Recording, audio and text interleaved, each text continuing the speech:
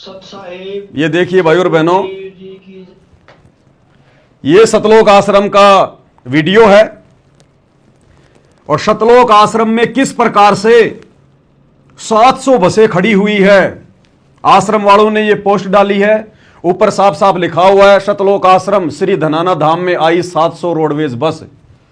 और ये वीडियो भी वायरल किया गया है। ये वीडियो भी दास आपको थोड़ा बड़ा करके दिखा रहा है ताकि किसी भाई को कोई संशय ना हो किसी भी प्रकार की।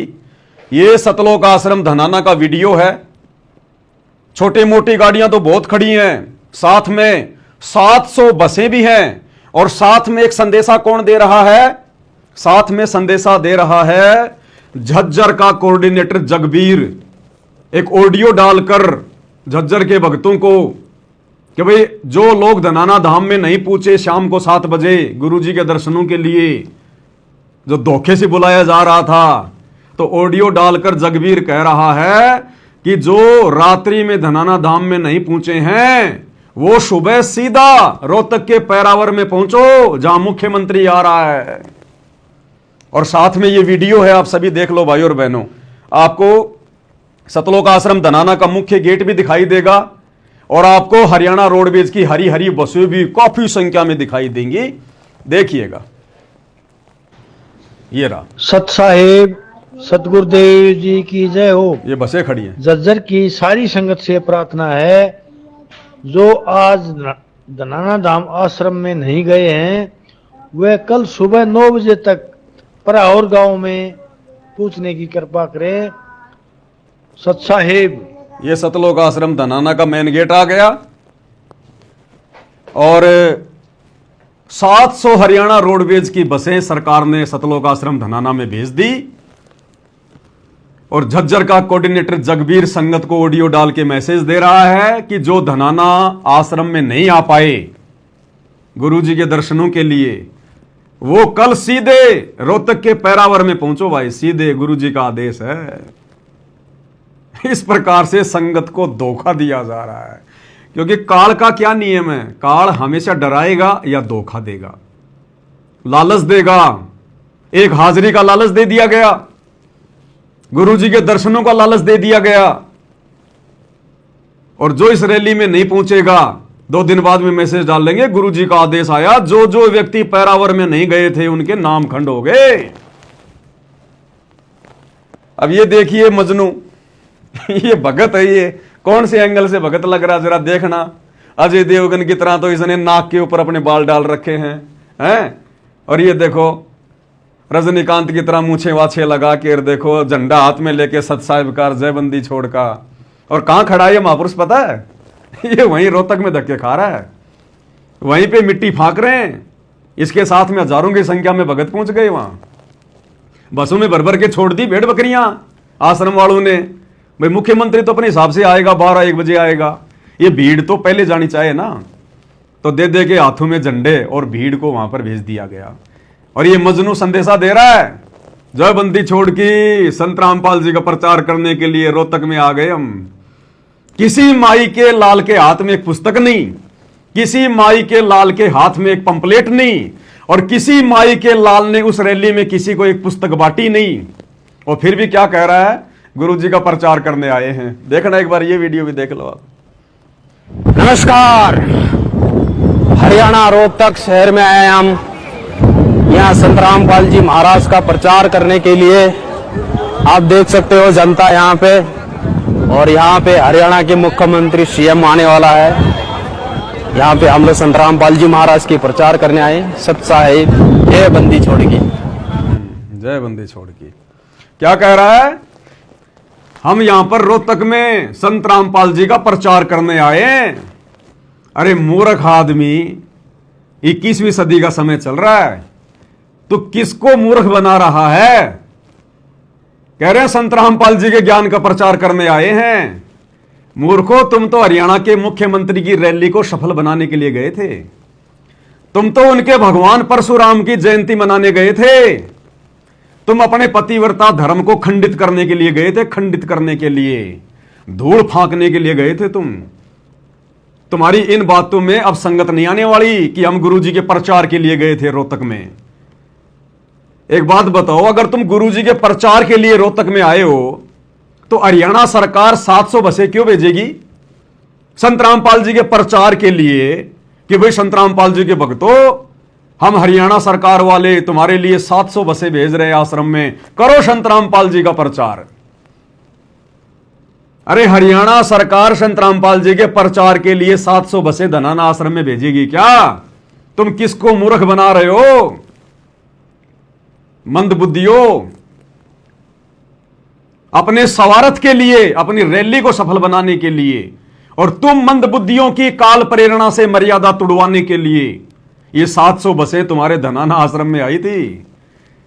और मूर्ख बना रहा वीडियो डाल के संत रामपाल जी के प्रचार के लिए रोहतक में आए। सरकार प्रचार करवाएगी तुम्हारा, 700 बसें सरकार भेजेगी। आज से पहले तो नहीं भेजी सरकार ने कभी धनाना आश्रम में 200 बसें 300 बसें कि चलो चलो भक्तों संत रामपाल जी का प्रचार करो, हम बसें भेज रहे हैं।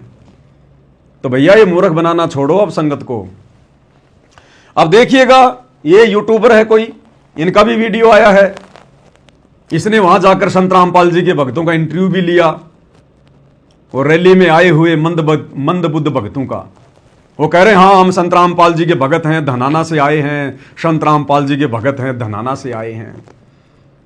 और भाई और बहनों, उस रैली में जगत वाले लोग नहीं आए, बहुत कम कुर्सियां खाली पड़ी रही। और जब हर तरफ संत रामपाल जी के भगत दिखाई देने लगे, हर तरफ, और भक्तों को कैसे ले गए पता है? भक्तों को टी शर्ट पहना दी, पीछे संत रामपाल जी की फोटो लगी हुई है टी शर्ट पर, आगे टी शर्ट पर संत रामपाल जी की फोटो लगी है। तो लोगों ने देखा रे यहां आम जगत के लोग तो है ही नहीं, यहां तो सारे के सारे संत रामपाल जी के भगत घुसेड़ दिए गए, सारे के सारे। और जब इन्होंने इंटरव्यू लेना शुरू किया तो कोई कह रहा मैं दिल्ली से आया हूं, कोई कह रहा मैं यूपी से आया हूं। तो आम लोगों को भी इस बात का पता चल गया कि मुख्यमंत्री की रैली तो फैल है, यहां तो बाहर से लोग बुलाए गए भीड़ जमा करने के लिए। यह पहले से ही हरियाणा सरकार की प्लानिंग थी, क्योंकि नेताओं को पता होता है कि जनता हमारे से कितनी खुश है, और जब हम वहां रैली में जाएंगे तो जनता आएगी या नहीं आएगी, इनको अच्छे से पता होता है। सारी इनके जो मुखबिर होते हैं वो सारी सूचना दे देते हैं। इसलिए हरियाणा सरकार ने अपनी इज्जत रखने के लिए और संत रामपाल जी के आश्रम में 700 बसें भेजी। अब अचानक से तो सरकार 700 बसें किसी आश्रम में भेजेगी नहीं। क्या एग्रीमेंट हुआ होगा, कितने पैसे लिए होंगे संत रामपाल जी के कलयुगी परिवार ने भक्तों की ऐसी तैसी करवाने के लिए, उनकी मर्यादाएं तोड़वाने के लिए। अन्यथा संत रामपाल जी का तो राजनीति से कोई लेना देना है ही नहीं।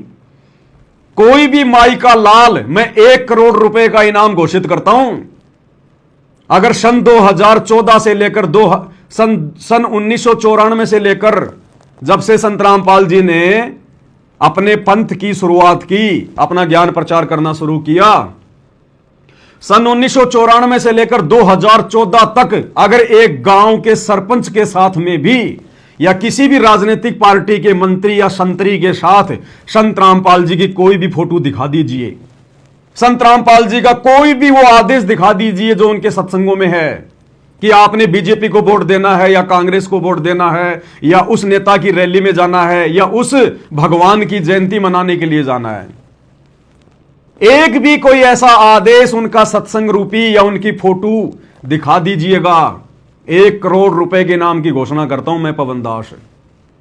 लेकिन कोई माई का लाल दिखाई नहीं पाएगा, क्योंकि संत रामपाल जी का गंदी राजनीति और राजनेताओं से 36 का आंकड़ा, 36 का। हम भक्ति करने के लिए उनके शरण में आए हैं, बकवाद करने के लिए नहीं आए।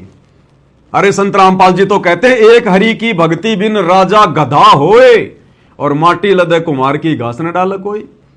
संत रामपाल जी तो कहते हैं कि इंद्र दा राज कागदा बिष्टा ना भोगा इंद्राणी नू, कि अगर मेरे भक्तों को कोई इंद्र का राज भी दे दे मेरे भगत उसके ऊपर थूक के आ जाएंगे। और यहां छोटे मोटे राजनेताओं की, मुख्यमंत्री की रैलियों में और ये पतंगों की तरह मंडरा रहे हैं। बताओ, बिन बुलाए मेहमान की तरह मंडरा रहे हैं। काल ऐसे रोल मारता है, काल ऐसे मर्यादा तुड़वाता है।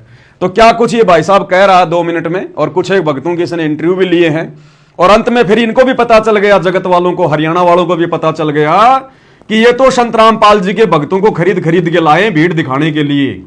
बाकायदा ये व्यक्ति कह रहा है कि एक संत है हरियाणा का, संत रामपाल, उसके भक्तों को यहां पर पकड़ पकड़ के लाया गया है भीड़ दिखाने के लिए, अन्यथा बीजेपी की रैली में हरियाणा वाले लोग नहीं आए। सुनिएगा। अब बात करते हैं कि जो लोग यहां पर इस रैली में, इस राज्य स्तरीय जयंती के कार्यक्रम में पहुंचे थे, वो कौन लोग थे? आखिर बीजेपी ने कौन से पैतरे का काम किया, कौन सा पैतरा इस्तेमाल किया भीड़ जुटाने के लिए, रैली के अंदर भीड़ बुलाने के लिए? तो ये दूसरा वीडियो भी आप देखिए और आपको ये वीडियो देखने के बाद साफ पता चल जाएगा कि कौन लोग जो है आज के इस कार्यक्रम में भीड़ के रूप में उपस्थित थे, मौजूद थे। क्या नाम है? रीना। कहाँ से? क्या करने के लिए आए आज? वहाँ का था, हमारे गुरु जी ने बोला था इसलिए आए, हमें नहीं पता यहाँ पर क्या होता है। कहाँ से आए हो? किस प्रोग्राम में आए हो? ये मुख्यमंत्री जी आ रहे हैं, जो मुख्य आ रहे हैं। तो पता है क्या कार्यक्रम चल रहा है? तो कार्यक्रम तो किसने बुलाया आपको? तो संत रामपाल जी ने। अच्छा, उन्होंने भेजा यहाँ। क्या नाम है जी? लीलाधर दास। किस लिए आए हो यहाँ फिर? तो कहाँ के रहने वाले हो? तो अच्छा, डेरे के हो अनुयायी हो रामपाल महाराज के? अच्छा, कहाँ से आए हो जी? दिल्ली से। क्या नाम है? यहाँ पर कौन ले गया आपको?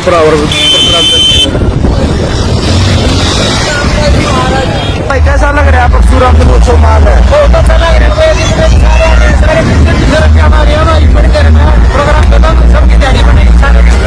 तो देखा आपने दूसरा वीडियो भी, जिसमें लोगों से बातचीत की गई, तो कुछ लोगों ने बताया कि वो हरियाणा प्रदेश के रहने वाले ही नहीं है, वो या तो दिल्ली के हैं या फिर अन्य सीमावर्ती दूसरे राज्य से हैं, दूसरे राज्य के किसी इलाके से हैं, और उन्होंने किसी एक महाराज यानी कि संत का नाम भी बताया कि हम उनके कहने पर इस रैली में आए हैं, हम उनके कहने पर इस रैली में भीड़ दिखाने के लिए पहुंचे हैं। यानी कि इस कार्यक्रम में जिसको राज्य स्तर भक्तों का इंटरव्यू लिया गया और भक्तों से पूछ रहे हो कि भाई आप लोग कहां से आए हो, इस रैली में क्यों आए हो, क्या यहां पर क्या प्रोग्राम हो रहा आपको पता है? तो कुछ एक को तो पता ही नहीं यहां पर क्या प्रोग्राम है। पता भी कैसे चलेगा? दास ने आपको पहले ही वो मैसेज दिखा दिया कि भक्तों को तो धोखे से और गुरु जी के दर्शनों की आड़ में, लालच में आश्रम में भेड़ बकरी की तरह पहले इकट्ठा कर लिया गया और सुबह उनको बसों में ठूस दिया गया कि जाओ रैली में, तोड़ो अपनी मर्यादा। तो कई तो चुपचाप हैं। एक कह रहा कि हम तो मुख्यमंत्री के प्रोग्राम में आए। तेरा फूफा लगता है मुख्यमंत्री? क्या लेना देना तेरे को मुख्यमंत्री से? भक्ति नहीं की जा सकती तेरे से घर बैठकर? तो कह रहा हम तो मुख्यमंत्री के प्रोग्राम में आए हैं। जलेबी देगा तेरे को मुख्यमंत्री? रुक जा थोड़े दिन, विनाशकारी समय आ रहा है, पता चलेगा तेरे को। एक बहन कह रही है कि हम तो भगवान परशुराम की जयंती में आए। परशुराम इनका फूफा है इनका, है? अब वो कबीर की जयंती मनाते मनाते तो थक गए, संत रामपाल जी की जयंती मनाते मनाते तो थक गए इन आश्रमों में, अब भगवान परशुराम की जयंती मनाएंगे। अभी ये नालायकों को शर्म भी नहीं आ रही हम क्या बोल रहे हैं। कह रहे हैं परशुराम की जयंती में आए हैं। बताओ, और संत रामपाल जी के भगत हैं हम तो, हमारे को तो हमारे गुरु जी ने आदेश दिया, कर दो गुरु जी को बदनाम, डट के करो गुरु जी को बदनाम। काल ऐसे ही कर्म फुड़वाता है, नाम तेरा ले करूं आवाजा। तो भगत नाम किसका ले रहे हैं कि हम तो संत रामपाल जी के भगत हैं, हमें तो हमारे गुरु जी ने आदेश दिया है।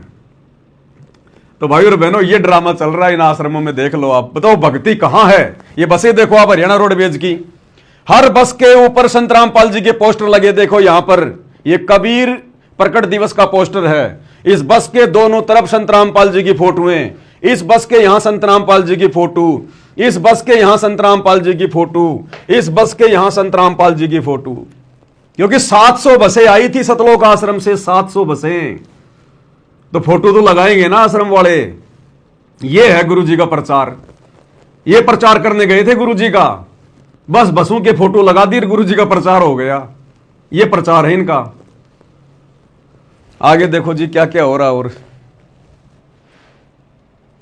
स्तरीय यानी कि हरियाणा लेवल का कार्यक्रम बताया जा रहा था, उसमें बाहर की भीड़ बुलाई गई थी। उन लोगों को केवल इसलिए बुलाया गया था ताकि एक बड़ी तादाद लोगों की यहां नजर आए और बीजेपी अपनी पैठ जमा सके, बीजेपी ये रुतबा जमा सके, झूठ का पुलिंदा बांध सके कि हां हमारे कार्यक्रम में हजारों लोग पहुंचे थे, हां हमारे कार्यक्रम में एक भी कुर्सी खाली नहीं थी। खैर, इन लोगों को जो इस रैली में पहुंचे थे, जो इस कार्यक्रम में पहुंचे थे, उनको यह तक मालूम नहीं था कि वो किस कार्यक्रम में आए हैं, यहां पर कार्यक्रम आखिर चल क्या रहा है, किस जो है उपलक्ष्य में आज ये कार्यक्रम रखा गया है। अरे भाई, उन बेचारों को पता कैसे चलेगा? उनको बताया नहीं गया। उनको तो धोखे से बुलाया गया था कि गुरुजी के दर्शन होंगे आश्रम में, धनाना धाम में 2 घंटे गुरुजी दर्शन देंगे रात को। उनको तो बेचारों को धोखे से बुलाया गया, संगत को। उनको यह थोड़ी कहा था कि तुम्हारे कर्म फुड़वाने के लिए परशुराम की जयंती में भेजेंगे तुम्हें बसों में बैठाकर। तो एंकर कह रहा कि उस भीड़ को तो यह भी नहीं पता, यानी संत रामपाल जी के जो भगत आए थे, जब उनका इंटरव्यू लिया गया तो उनको तो यह भी नहीं पता कि आज यहां पर प्रोग्राम क्या है। तो पता कैसे चलेगा? उनको बताया नहीं गया। उनको तो सुबह जब बसों में भर भर के ठोक दिया गया रोहतक में, और वहां जाकर उन्होंने देखा होगा मंच पर परशुराम की बड़ी सी फोटो और नीचे लिखा होगा भगवान परशुराम जयंती, तब उनको पता चला होगा कि हमारे तो कर्म फोड़ने के लिए बैठा दिया गया यहां पर। तो काल ऐसे धोखा करता है, नाम गुरुजी का और भगवान परशुराम की जयंती मनवा रहा है। गया है उन लोगों को इस विषय के संबंध में भी तनिक सी जानकारी नहीं थी, तो अंदाजा लगाया जा सकता है कि कैसे लोगों को और किस तरीके से इस रैली में भीड़ दिखाने के लिए बुलाया गया था। कैसे लोगों को और किस तरीके से इस रैली में भीड़ दिखाने के लिए बुलाया गया था। भाई और बहनों, हमें राजनीति से कोई लेना देना नहीं है। यह रैली चाहे कांग्रेस की होती, चाहे बीजेपी की होती, किसी भी पार्टी की होती, इस दास के द्वारा जो वीडियो बनाया जा रहा है, मकसद केवल एक ही है कि यह समय हमारी अग्नि परीक्षा का है, अग्नि परीक्षा का। और सत्सेवक भाई बहनों को खुशी होनी चाहिए कि आप और हमारे ऊपर गुरुदेव की कितनी बड़ी मेहर है। हमें परमात्मा किस प्रकार से पिछले 8-10 वर्षों से बचा रहे हैं, काल के कहर से, काल की सूक्ष्म चाल से, साध संगति से जोड़कर, और इन शतलोक आश्रमों से जुड़ी हुई उस भीड़ के किस प्रकार से कर्म फुड़वाए जा रहे हैं, यह आपकी आंखों के सामने है। अब क्या होगा इन आत्माओं का आने वाले समय में?